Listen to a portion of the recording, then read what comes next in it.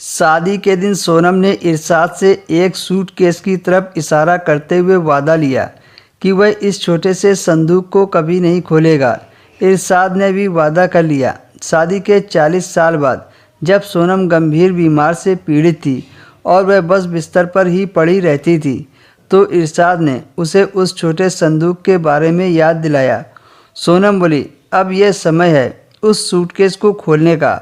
सोनम इरशाद से बोली तो इरशाद ने उत्सुकता से छोटी संदूक को खोला तो वह आश्चर्यचकित रह गया। छोटे से बक्सा में 2 गुड़िया और 2 लाख रुपए थे। इरशाद के पूछने पर सोनम ने कहा, मेरी माँ ने मुझे सफल शादी का राज बताते हुए यह सलाह दी थी कि गुस्से को पी जाना ही शादीशुदा ज़िंदगी के लिए अच्छा होता है। उसके लिए मेरी माँ ने यह तरीका बताया था कि जब भी तुम्हें तुम्हारे पति के किसी बात पर गुस्सा आए तो बजाय उसके कि तुम अपने पति को झगड़ा करने लगो या उस पर गुस्सा करने लगो, तुम एक गुड़िया बना लिया करो। तो जब भी आप मेरा दिल दुखाया करते थे और बेवजह मुझ पर गुस्सा हो जाते थे, तो मुझे भी उस समय आप पर गुस्सा आता था और मेरा भी आपसे झगड़ने का मन करता था, तो मैं एक गुड़िया बना लिया करती थी। इरशाद को छोटे से बक्से में 2 गुड़िया और 2 लाख रुपए मिले थे।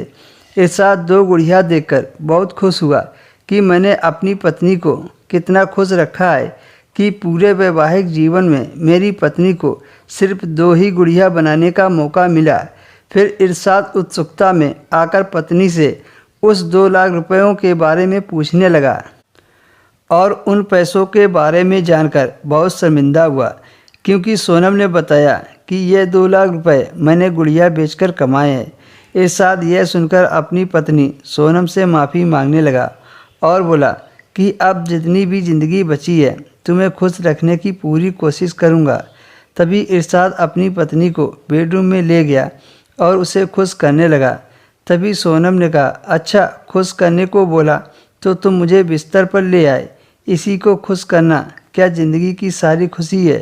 इरशाद ने मुस्कुराकर कहा, हाँ मेरी जान, और दोनों ने खूब मस्ती की।